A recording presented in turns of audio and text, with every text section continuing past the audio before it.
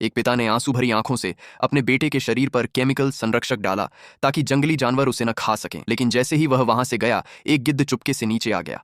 खाने के लालच में उसने तुरंत चोंच मारी, लेकिन अगले ही पल लड़का अचानक जाग गया और गिद्ध की गर्दन पकड़कर उसे गहरी खाई में फेंक दिया। लड़के ने देखा कि वह एक खड़ी चट्टान पर फंसा हुआ है। वह डर कर अपने पिता को पुकारता रहा, लेकिन कोई जवाब नहीं मिला। जिंदा रहने के लिए वह धीरे धीरे नीचे उतरने लगा, लेकिन कुछ ही कदम बाद उसका पैर फिसल गया।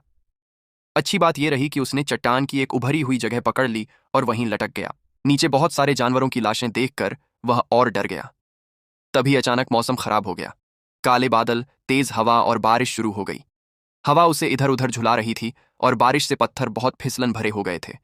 वह पूरी ताकत से चट्टान पकड़कर टिका रहा, लेकिन उसे पता था कि ज्यादा देर तक ऐसा नहीं चल पाएगा। उसी समय उसने देखा कि बारिश की वजह से नीचे पानी का स्तर तेजी से बढ़ रहा है। काफी सोचने के बाद उसने जोखिम लेने का फैसला किया। आधे घंटे बाद पानी काफी ऊपर आ चुका था और उसकी ताकत भी खत्म होने लगी। आखिरकार उसने हिम्मत छोड़ दी और नीचे गिर गया। जब उसने फिर आंखें खोलीं तो देखा कि वह जिंदा है, लेकिन गिरते समय उसकी टांग टूट गई थी, इसलिए वह खड़ा नहीं हो सकता था।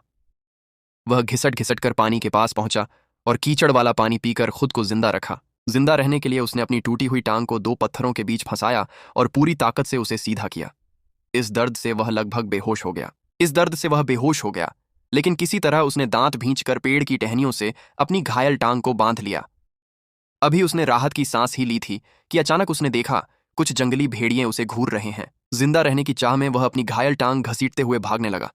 सामने एक पेड़ दिखा तो वह किसी तरह उस पर चढ़ने लगा, लेकिन आधे रास्ते में ही एक भेड़िए ने उसकी घायल टांग पकड़ ली। किसी तरह उसकी जान बच गई। भेड़ियों का झुंड पूरी रात पेड़ के नीचे इंतजार करता रहा। अगली सुबह जब वह जागा तो देखा कि सब भेड़िए जा चुके हैं। बस वही घायल भेड़िया पास में पड़ा तड़प रहा था। वह उसे मारना चाहता था, लेकिन उसकी बेबस आंखें देखकर उसका दिल पिघल गया। उसने अपनी बेल्ट से उसका मुंह बांधा, उसे उठाकर एक गुफा में ले गया, उसके घाव साफ किए और जड़ी बूटी लगाई। धीरे धीरे उसकी देखभाल से वह भेड़िया ठीक होने लगा, लेकिन जल्द ही भूख लगने लगी। लड़का अपनी घायल टांग के साथ बाहर शिकार करने गया और किस्मत से उसे एक खरगोश मिल गया। जब वह गुफा में वापस आया और मांस पकाने लगा तो भेड़िया खाने को देखकर खुद को रोक नहीं पाया और झपट पड़ा। लड़के ने उसे एक थप्पड़ मारा, फिर खुद कच्चा मांस खाकर उसे दिखाया कि मालिक कौन है। उस दिन के बाद भेड़िया पूरी तरह उसके वश में हो गया। समय के साथ दोनों के घाव भर गए और वे साथ में घर की ओर निकल पड़े। रास्ते में चाहे कितने भी खतरनाक जानवर आए, भेड़िया हमेशा उसके सामने खड़ा हो जाता। लेकिन फिर बर्फीला तूफान आ गया, जिससे हर कदम चलना मुश्किल हो गया। तभी एक बार फिर भेड़ियों का झुंड उन पर टूट पड़ा। लड़का भागकर एक गुफा में छिप गया, लेकिन उसे नहीं पता था कि उस गुफा में एक शेर भी मौजूद है। भेड़िया बिना डरे शेर से भिड़ गया, लेकिन ताकत में बहुत अंतर था। वह ज्यादा देर टिक नहीं पाया। आखिरी पल में लड़के ने धनुष से तीर चलाया और शेर के कमजोर हिस्से पर मार दिया। किसी तरह दोनों की जान बच गई, लेकिन भेड़िया बुरी तरह घायल हो चुका था।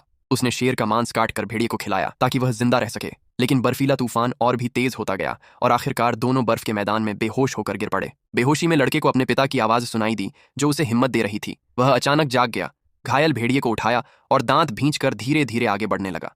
पता नहीं कितना समय बीता, लेकिन आखिरकार उसे अपने कबीले का एक धुंधला सा नजारा दिखाई दिया। दूर से उसके पिता ने उसे देखा और अपनी आंखों पर यकीन नहीं हुआ। वह दौड़कर आया और उसे गले लगा लिया। उसकी आंखों से आंसू बहने लगे, लेकिन लड़के ने पहली ही बात कही, पहले भेड़िए को बचाओ। जब वह फिर से होश में आया तो उसे सबसे पहले उसी भेड़िए की चिंता थी।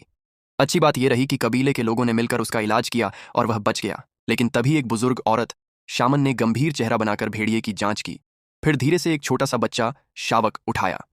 तब सबको पता चला कि जब वह शेर से लड़ रही थी तब वह गर्भवती थी। यह सुनकर लड़का टूट गया। वह भेड़िए के पास बैठ गया और उसकी आंखों से आंसू बहने लगे। उसे याद आया कि इस पूरे सफर में वह हमेशा उसके आगे खड़ी रही, उसे बचाती रही। यहां तक कि अपने बच्चे के साथ भी उसने कभी पीछे हटने के बारे में नहीं सोचा। कुछ समय बाद उन छोटे छोटे भेड़ियों के बच्चे बड़े हुए और पूरे